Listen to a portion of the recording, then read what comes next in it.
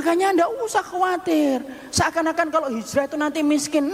Ndak, akhi. Lihat ini ustaz-ustaz yang di sini. Kecukupan, gemuk-gemuk kan? Ya.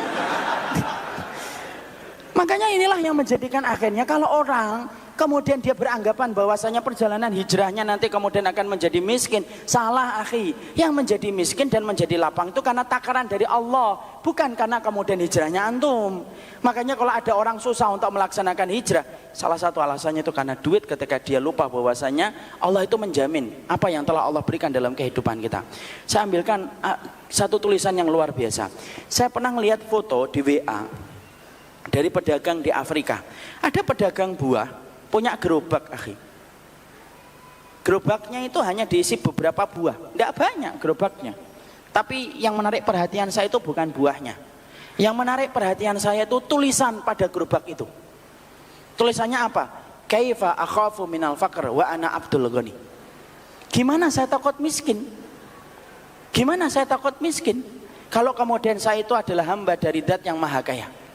Makanya kemudian akhirnya ketika kemudian kita melihat tulisan itu, maka kita paham, Masya Allah ya, berarti luar biasa. Loh, seorang kita sudah bersandar sama Allah, harusnya kita itu tenang gitu loh.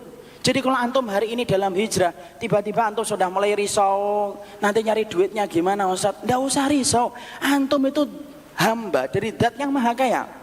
Saya ambilkan contoh ya. Orang itu kalau yakin dia punya backingan, itu pasti dia itu akan tenang hidupnya. Contoh, saya dulu pernah ngisi di Solo, daurah, sudah lama, 12 tahun lalu mungkin. Saat itu ngasih, kemudian naik bis saya, turunnya di Tirtonadi, ya, Tirtonadi, kemudian baru turun, kemudian panitianya telat untuk kemudian jemput saya. Kalau panitia Medan, Masya Allah, tidak telat beliau. Sebelum jauh saya datang sudah nunggu, katanya dari siang sudah nunggu, Masya Allah. Maka kemudian datang. Sebelum panitia datang, saya tuh duduk sambil nungguin itu. Saya ngelihat ada preman kecil, kurus, kerempeng. Kemudian nempeleng dua preman gede, akhi. Badannya besar, tegap gitu, kayak Ustadz Fathuddin gitu. Kemudian ditempeleng bolak-balik itu. Loh, kemudian dua preman gede itu, tidak ada yang berani ngelawan.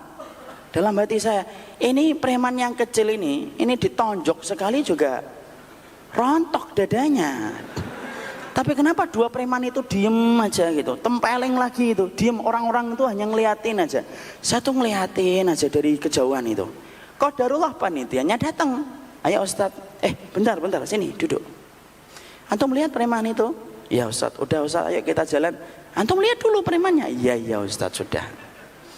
Kemudian preman itu ditamparin, itu kamu sama yang kecil itu.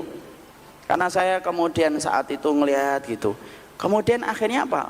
Panitia yang ngomong, sudah naik motor Ustadz, naik motor. Barulah ketika naik motor itu bilang, Ustadz harus tahu, preman gede dua itu kenapa tidak berani bales? Karena preman yang kecil itu anaknya preman senior sini. Ketika dia jadi preman senior itu anaknya Ustadz. Dan dua preman gede itu anak buahnya dari preman di sini.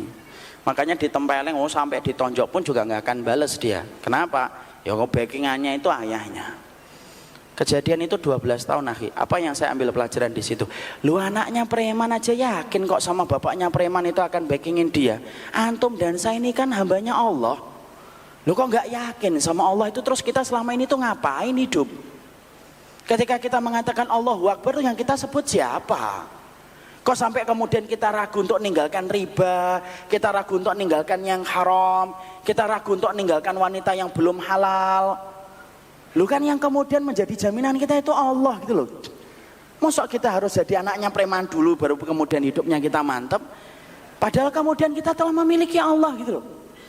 Makanya ikhwan-ikhwan ini yang kemudian masih pacaran itu tinggalin, akhi. Kalau memang jodohnya antum, datang, insya Allah. Kalau enggak ya digantikan yang lebih baik. Harus siap. Nggak usah pacaran, nggak usah kemudian terselubung, nanya-nanya. Besok jangan lupa ya puasa Senin Kamis. Alah, ibunya aja nggak pernah dikasih tahu kok. Oh, perempuan malah dikasih tahu. Apalagi sampai kadang-kadang itu parah gitu. Sampai kemudian inget-ingetan ibadah. Kamu lagi apa? Saya lagi sujud.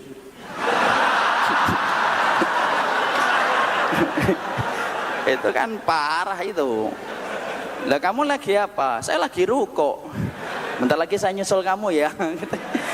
Itu kan nggak usah khawatir, akhi, tinggalin.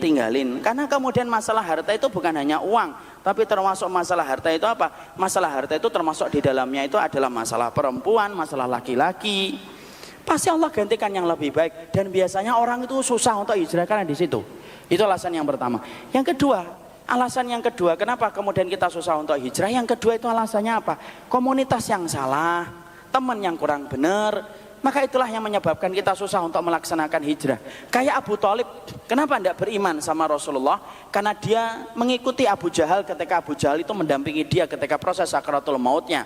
Nabi mengatakan, kulli kalimatan uhaju bika indallah. Lalu kemudian Abu Jahal kemudian berkata, atarghabu ammilati abaina Abdul Muthalib. Nabi ngulang lagi, kulli kalimatan ya ammi, kalimatan uhaju bika indallah.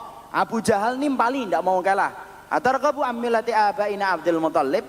Kemudian Nabi ngulang lagi yang ketiga kalinya, ya ammi kulli kalimatan uhaju bika indallah. Wahai pamanku, tolong ucapkan satu kalimat yang bisa menjadi hujjah dirimu di hadapan Allah nanti ketika aku bela. Kemudian pamannya menjawab, apakah kamu akan meninggalkan ajaran anak moyang kita Abdul Muthalib? Yang ketiga kalinya Nabi mengatakan, kulli kalimatan uhaju bika indallah ya ammi. Kemudian diulang lagi itu kemudian sama Abu Jahal, targhabu ammillati abaina Abdul Muthalib. Maka yang dipilih adalah kalimatnya Abu Jahal, dan akhirnya dia mati dalam keadaan syirik gara-gara pengaruh teman yang buruk.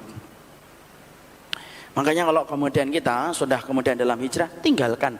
Kalau kemudian masih ada yang nyuruh kita untuk melakukan tindakan-tindakan yang haram. Yang ketiga, apa yang menyebabkan kita akhirnya gagal hijrah? Tulul amal, panjang angan-angan dan merasa umurnya itu panjang, tidak ada selesai-selesainya. Panjang angan-angannya. Nanti pengen punya rumah di pinggir pantai. Tiap bangun ngelihat gemericik air. Kaki saya penuh dengan lumpur putih. Sembari bersama istri saya dan anak-anak saya. Akhirnya terus panjang angan-angan. Dan tidak ada yang memutuskan panjang angan-angan itu kecuali adalah kematian. Makanya itulah tiga perkara yang menjadikan kita ngerti. Itulah akhi yang biasanya menyebabkan perjalanan hijrah seseorang itu menjadi gagal. Yaitu adalah ketika tiga, ngikutin dunia. Salah satunya laki-laki dan perempuan yang bukan mahramnya dan bukan halal untuknya. Yang kedua, karena komunitas yang salah. Dan yang ketiga, disebabkan karena panjang angan-angan dalam kehidupan dunia. Masalah dunia itu tidak usah terlalu tinggi akhi.